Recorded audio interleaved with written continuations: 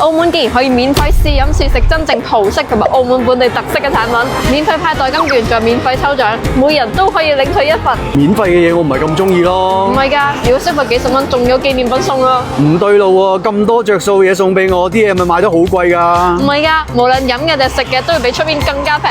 呢個咁着數活動只會搞2日，果然好嘅嘢都係一閃即逝。搞他！呢度青茂口岸6樓，唔好行錯路啊！